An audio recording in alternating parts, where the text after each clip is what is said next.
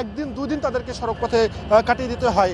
সেক্ষেত্রে যদি রেল যোগাযোগটি আরও বেশি সুন্দর করা যায়, সহজ করা যায়, সেক্ষেত্রে উত্তরাঞ্চলের মানুষের কিন্তু আসলে যে ভোগান্তি, দীর্ঘদিনের যে তাদের ভোগান্তি যেটি ছিল সেটি দূর হবে।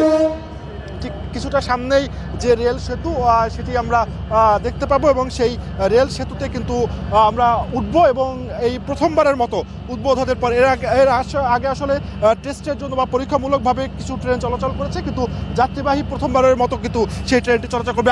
আমরা দেখতে পাচ্ছি, দর্শক দেখতে পাচ্ছেন যে সেই রেল সেতুটি কিন্তু আমরা এই জায়গাটা থেকেই আসলে দেখতে পাচ্ছি আমরা, এবং দর্শকরা পাখির চোখেও সেই দৃশ্যটি আসলে যে দেখছেন যে ট্রেনটি কিন্তু আসলে রেল সেতুর দিকে এগিয়ে যাচ্ছে। 4.8 কিলোমিটারের এই সেতু, যেটি পুরোটাই আসলে স্টিল দিয়ে করা এবং যেটি কর্তৃপক্ষ যেটি বলছে এটি 100 বছরেও এটির কোনো ক্ষতি হবে না এবং একদমই আধুনিক প্রযুক্তি সম্মিলিত এই সেতু। এবং আমি যদি একটু সেতুর বিস্তারিত বলি যে এখানে কিন্তু 50টি পিলার এবং 49টি ভায়াডাক ব্যবহার করা হয়েছে।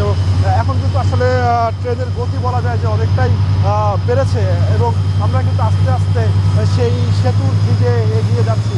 সেতুর খুব কাছাকাছি এখন আমরা, আর কয়েক মিনিটের অপেক্ষা, তারপরে কিন্তু সেই কাঙ্ক্ষিত সেতুতে উঠতে পারবো। যে উঠতে পারাটা আসলে উত্তর অঞ্চলের মানুষের জন্য একটি বড় স্বপ্নের ছিল যে এত দ্রুত গতিতে তারা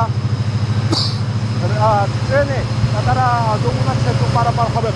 এর আগে তারা মূল যমুনা সেতুতে পারাপার হতেন, সেখানে কিন্তু খুবই ধীর গতিতে চালাতে হতো, কারণ জানেন যে ওই সেতুতে আসলে রেলের ব্যবস্থাটা আসলে পরবর্তীতে করা হয়েছিল, যেটি নকশায় ছিল না, সে কারণে সেখানে আসলে খুবই ধীর গতিতে চলাচল করতে হতো। কিন্তু কর্তৃপক্ষ যেটি বলছে যে এই এখন থেকে প্রথম দিকে 90 কিলোমিটার এবং পরবর্তীতে 120 কিলোমিটার গতিবেগে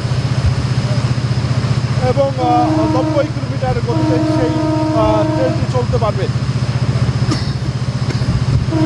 দেখতে পাচ্ছেন খুবই দ্রুত গতিতে কিন্তু আমরা এগিয়ে যাচ্ছি আসলে রেল সেতুর দিকে এবং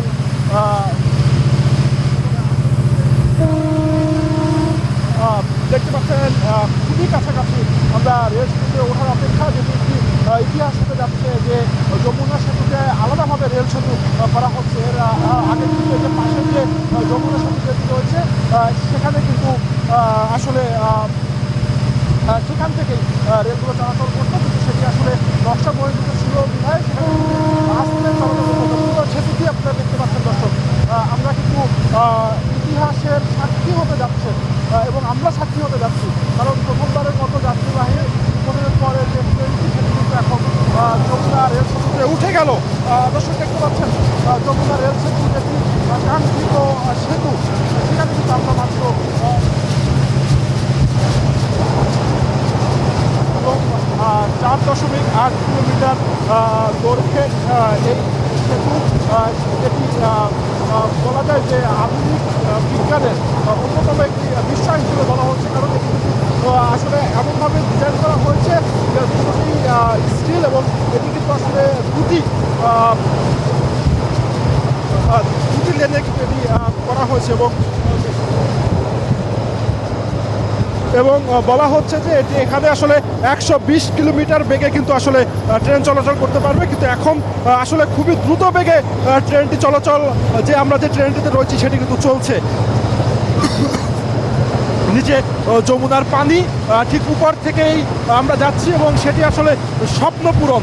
এবং যেটি কর্তৃপক্ষ বলছে যে মাত্র 3 মিনিটে এই সেতুটি পাড়ি দেওয়া সম্ভব এবং আমরা সেটি আসলে করা হচ্ছে। খুবই দ্রুত সময়ের মধ্যেই কিন্তু আমরা আসলে যমুনার সেতুর প্রায় 3 ভাগের 1 ভাগ পথ কিন্তু আমরা ইতিমধ্যে শেষ করে ফেলেছি।